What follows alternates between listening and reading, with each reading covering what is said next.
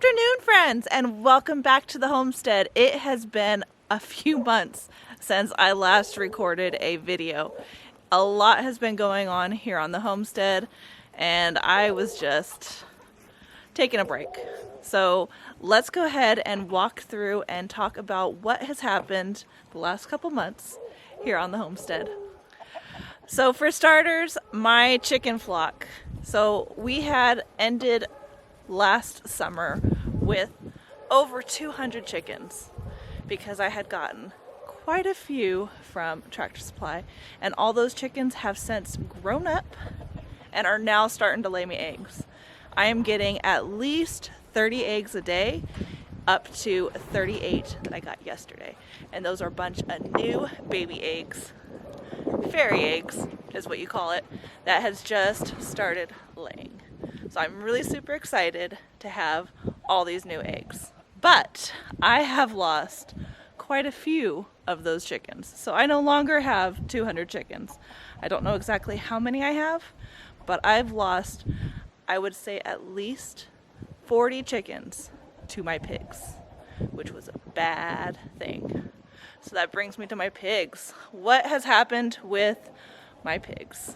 Well, my stalls are completely empty. I no longer have pigs inside the barn in the stalls. This is how they were able to get the chickens. The chickens would jump in, wanting to eat the food, because that's all chickens want to do is just eat and scratch. So they jump in with the pigs and try to eat the food that the pigs left behind, and the pigs were able to corner them, and they killed them, ate them completely. So that had to stop. So we went ahead and we processed our two female pigs, Hermione and Petunia. And we just recently did that in January. Both of them we processed on 2 different weeks. It was a long process. Miss Hermione, being the smallest one, the youngest one, she was about 600 pounds. But Miss Petunia was at least 1,000 pounds. She was a big girl. We got a lot of meat from both of them. Now Hagrid, we haven't yet decided what we're going to do with Hagrid, but to keep him from eating the rest of our chickens that would jump in, we went ahead and decided to go ahead and leave him outside. He's a big boy. He's got plenty of fat on him. He has a little area where he can go and get away from rain and anything else. When it gets really, really cold and snows, we still bring him inside, but we only bring him inside for the night, and then he's back outside here. So now I don't have to worry so much about him getting my chickens because they can easily get out of there. There's no cornering the chickens. Inside there is electric fencing around so the pig can't get out, but the chickens can still get in, but they can get out without being eaten. So I'm not worried about my chickens anymore, thank goodness. And predators. No predators have been at getting my chickens. Since putting the dogs over here on the side of the barn, they go up the mountain and they keep everything away. So I have not had any predator issues since bringing the dogs over here. So that brings me to the pups. How are the pups doing? Let's head over and I'll let you see how the pups are doing and how big they have gotten.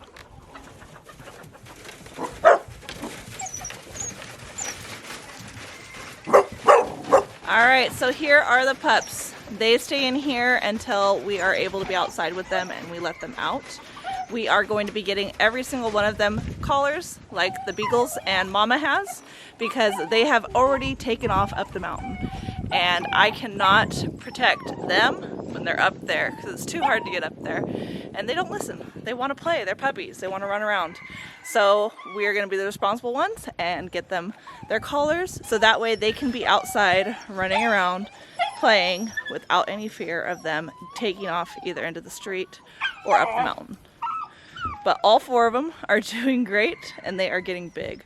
I will let them out in a little bit so that way you can see how big they're getting. All right, friends, so the pups are out, so let me show you how they are doing and what they look like now.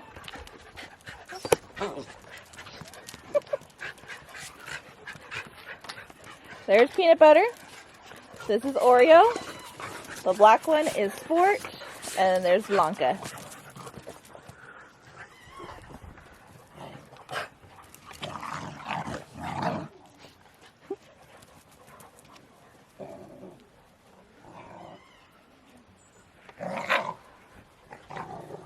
they have gotten very big. And they are happy, healthy pups. They're too stinking cute. They're rotten. Absolutely rotten. Yum, yum, yum. Come on, Sport. There you go, Sport.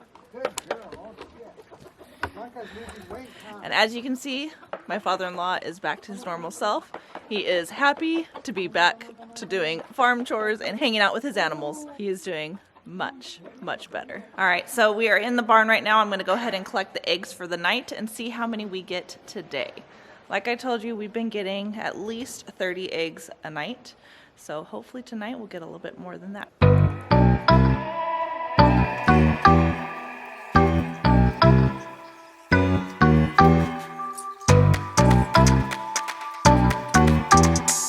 All right, so we got 38 eggs. So this is our record. This is the most eggs that we've gotten in one day.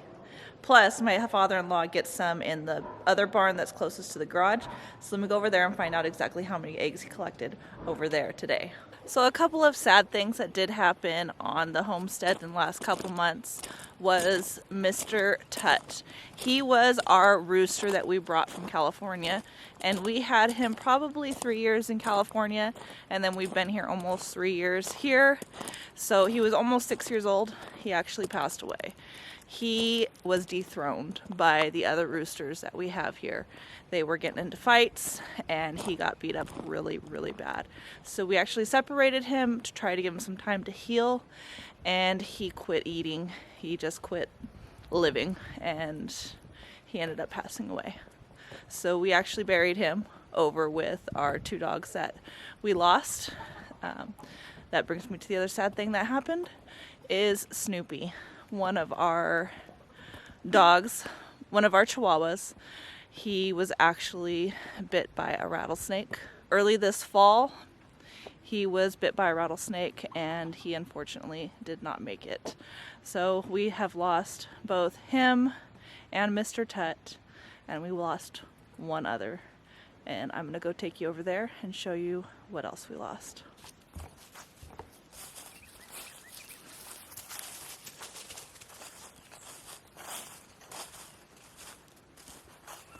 All right, friends, so this leads us to the last thing that we lost here on the homestead, and that was our bees.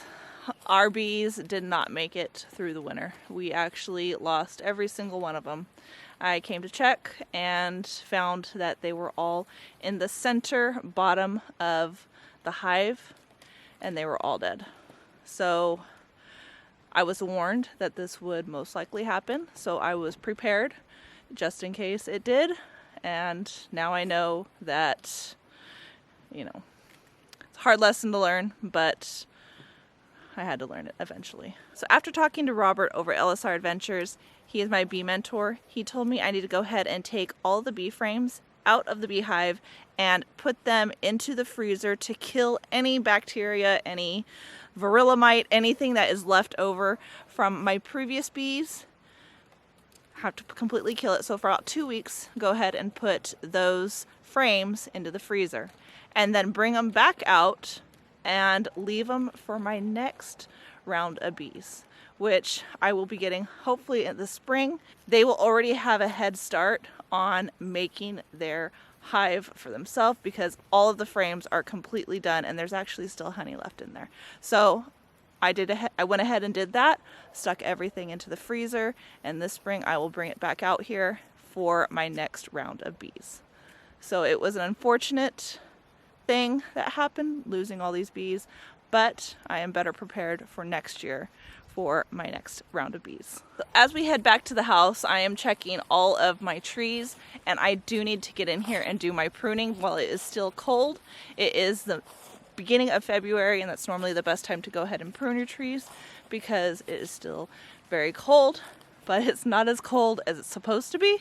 Usually here in Kentucky, eastern Kentucky, it's really cold in January and February, but this year, just like last year, has been a weird, warm winter.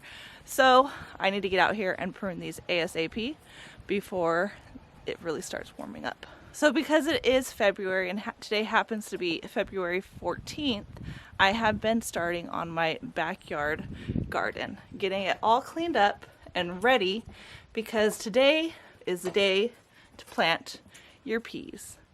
That is what everybody has told me here in our town, is that February 14th is when you go ahead and plant your peas.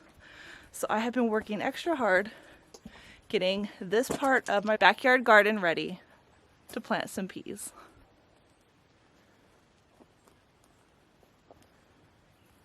So since peas need to be able to be trellised, I thought I'd go ahead and plant them alongside my fence.